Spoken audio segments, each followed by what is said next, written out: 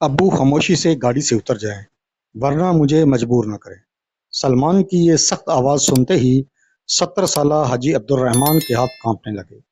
انہوں نے آہستہ سے سر اٹھایا تو سامنے ایک بڑی عمارت پر دارالشفقت اولڈ ہوم کا بورڈ لگا ہوا تھا۔ ان کی آنکھوں میں نمی اتر آئی۔ کل تک جس بیٹے کو وہ اپنی زندگی کی سب سے بڑی کامیابی سمجھتے تھے، آج وہی انہیں اس جگہ چھوڑنے آیا تھا۔ مگر اچانک ان کی نظر دروازے پر کھڑے ایک شخص پر پڑی۔ وہ مسکرایا اور دھیمی آواز میں بولا، حاجی صاحب، میں نے آپ سے کہا تھا ایک دن سچ ضرور سامنے آئے گا۔ یہ وہی شخص تھا جسے حاجی عبد الرحمان نے برسوں پہلے اپنے گھر سے بے عزت کر کے نکال دیا تھا، اور یہی منظر ایک ایسے راز کا آغاز تھا جو سب کچھ بدلنے والا تھا۔ 6 ماہ پہلے حاجی عبد الرحمان شہر کے معزز اور کامیاب تاجروں میں شمار ہوتے تھے۔ اللہ نے انہیں بے شمار دولت سے نوازا تھا۔ بڑی کوٹھی، وسیع زرعی زمینیں، کامیاب کاروبار اور ہر آسائش ان کے پاس موجود تھی۔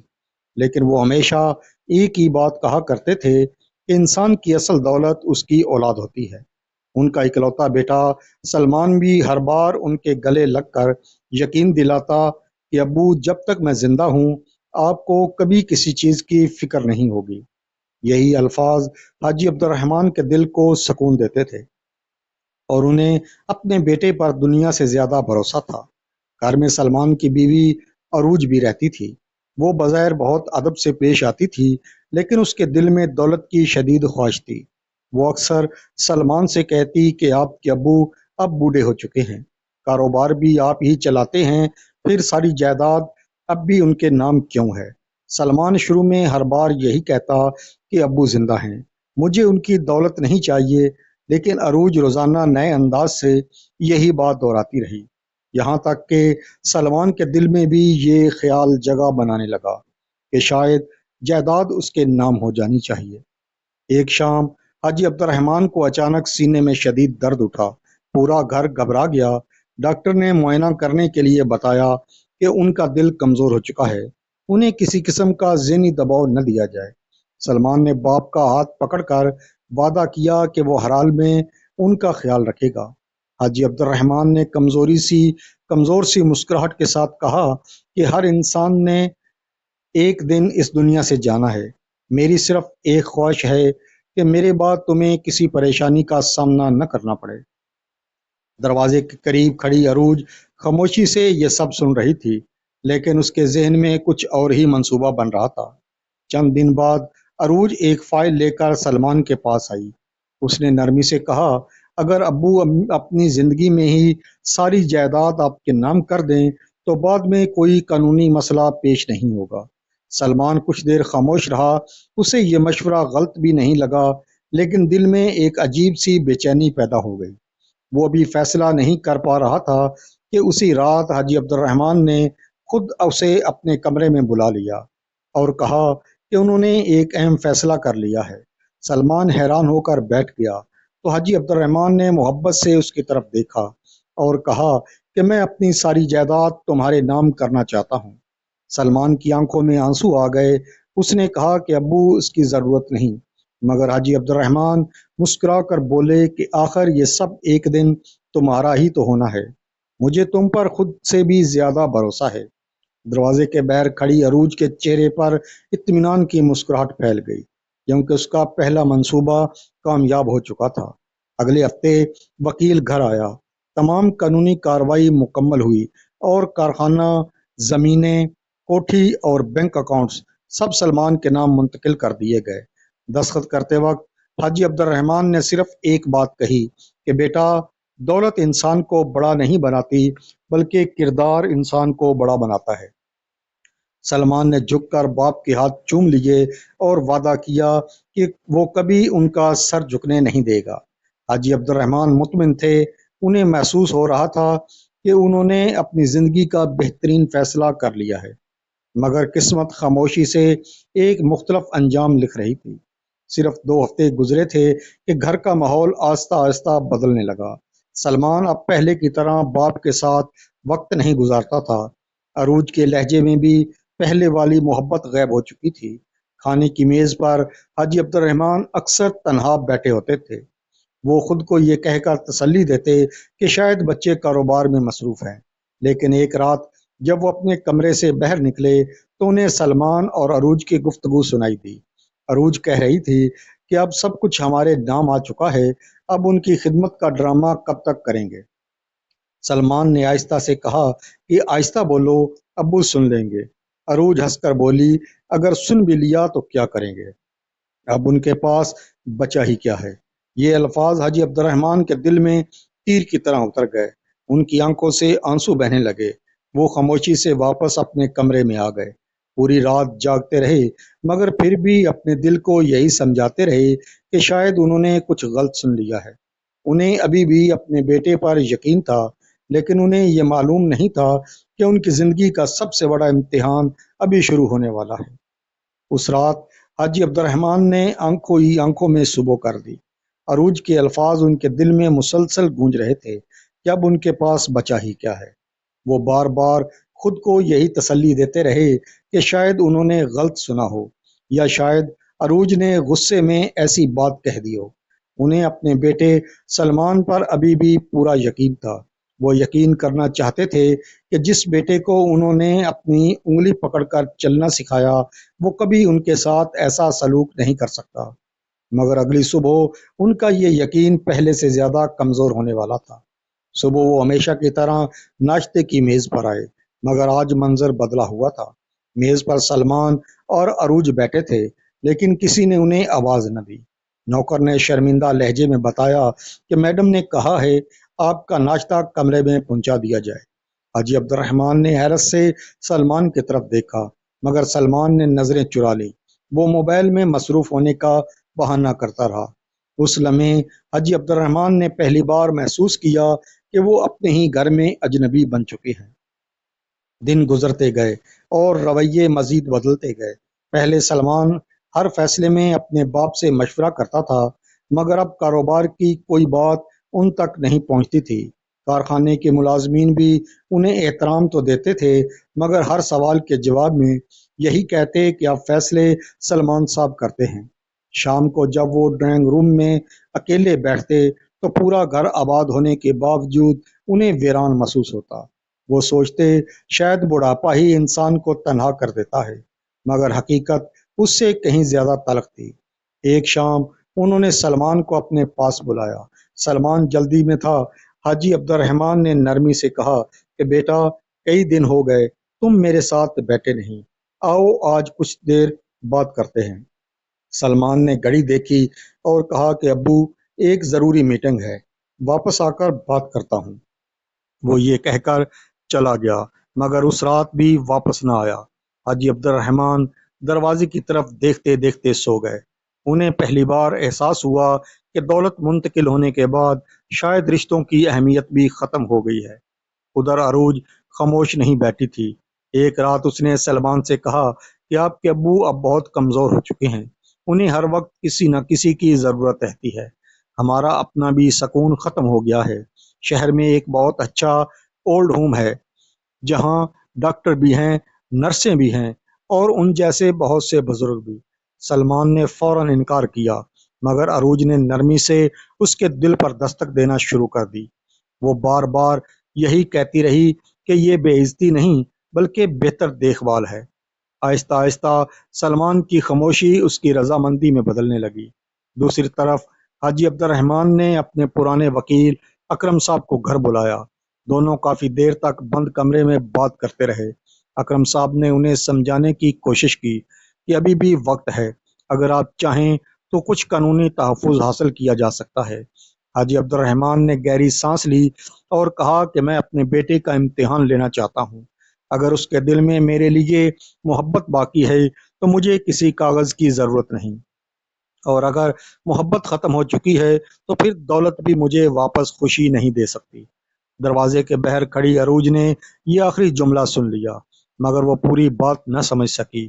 اس کے دل میں خوف ضرور پیدا ہو گیا کہ کہیں حاجی عبد الرحمن نے کوئی نیا فیصلہ تو نہیں کر لیا۔ اسی رات عروج نے سلمان کو ساری بات بتائی۔ سلمان پریشان ہو گیا۔ اس نے کہا کہ اب تو سب کچھ میرے نام ہو چکا ہے، پھر ابو کیا کر سکتے ہیں؟ عروج نے جواب دیا کہ مجھے معلوم نہیں، مگر جب تک وہ اس گھر میں ہیں مجھے سکون نہیں آئے گا۔ اگر انہوں نے کوئی قدم اٹھا لیا تو سب کچھ ہاتھ سے نکل سکتا ہے۔ سلمان خاموش بیٹھا رہا۔ اس خاموشی نے اس کے اندر چلنے والی جنگ کو ظاہر کر دیا۔ ایک طرف باپ کی محبت تھی اور دوسری طرف دولت کا لالچ۔ اگلی صبح سلمان نے مصنوعی مسکراہٹ کے ساتھ اپنے باپ سے کہا کہ ابو، آج آپ کو ایک بہت اچھی جگہ لے کر چلتا ہے۔ حاجی عبد الرحمن نے پوچھا، کہاں؟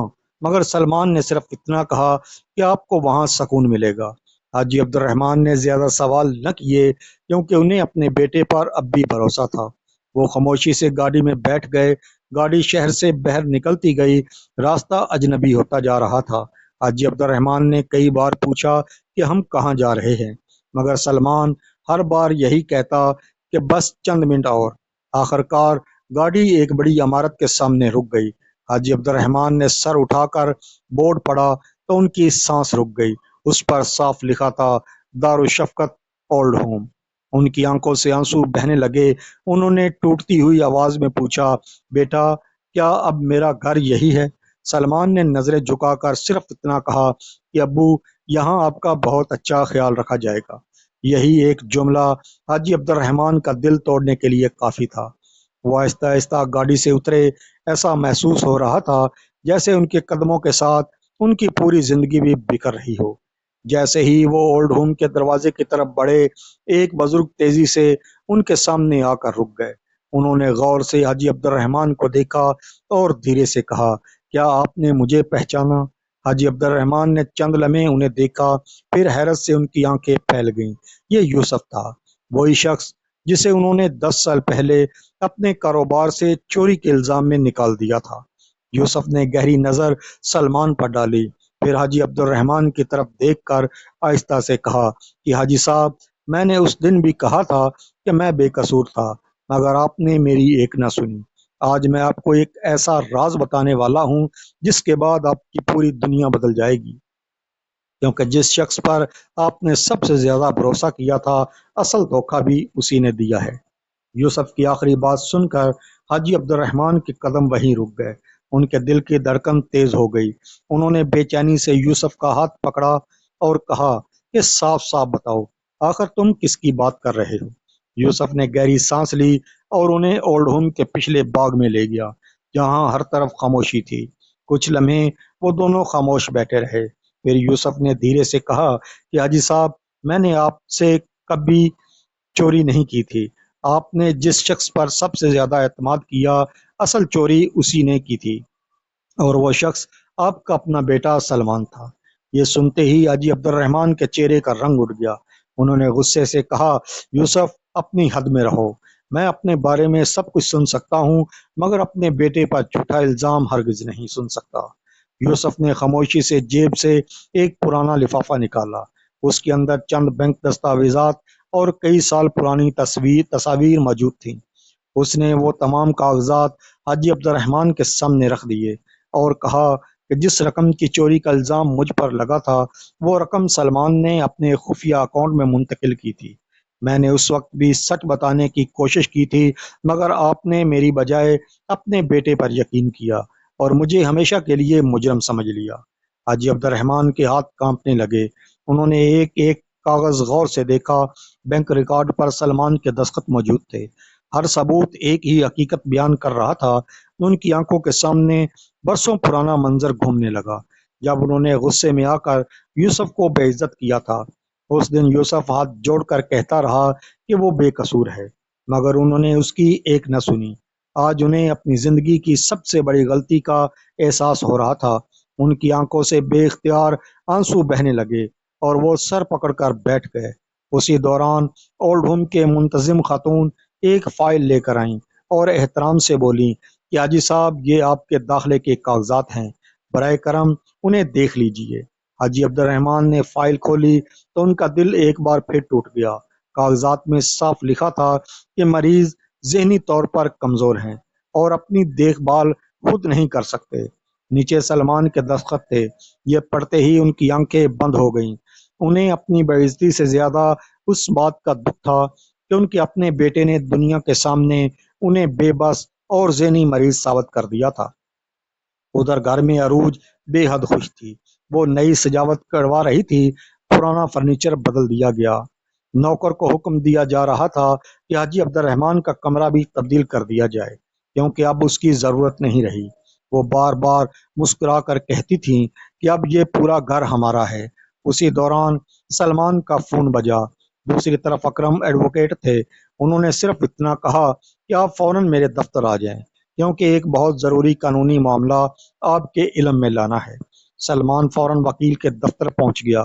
اکرم صاحب نے الماری سے ایک بند لفافہ نکالا اور اس کی طرف بڑھاتے ہوئے کہا کہ یہ آپ کے والد نے مجھے چند دن پہلے دیا تھا۔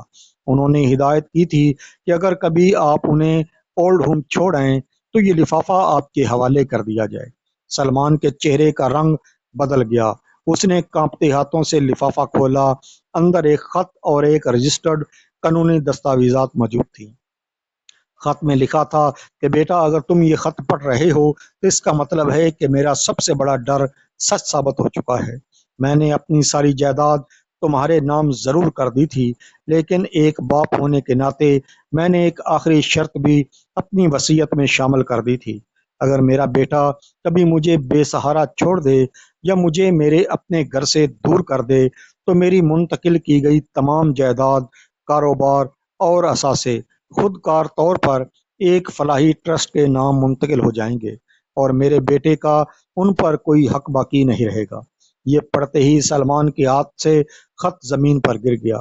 اس نے بے یقینی سے اکرم صاحب کی طرف دیکھا مگر انہوں نے خاموشی سے عدالت میں رجسٹرڈ دستاویزات اس کے سامنے رکھ دیں۔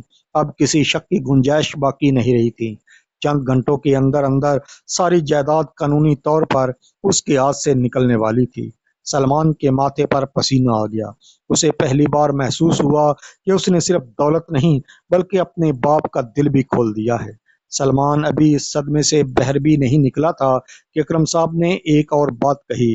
انہوں نے بتایا کہ آپ کے والد نے میرے سامنے آپ کے خلاف ایک لفظ بھی نہیں کہا۔ انہوں نے صرف اتنا کہا تھا کہ اگر میرا بیٹا کبھی واپس آ جائے تو اسے بتا دینا کہ میرے گھر کا دروازہ بند ہو سکتا ہے مگر ایک باپ کے دل کا دروازہ آخری سانس تک اپنے بچوں کے لیے کھلا رہتا ہے۔ یہ جملہ سن کر سلمان کی ہمت جواب دے گئی۔ وہ کرسی پر بیٹھ گیا اور پہلی بار بچوں کی طرح پھوٹ پھوٹ کر رونے لگا۔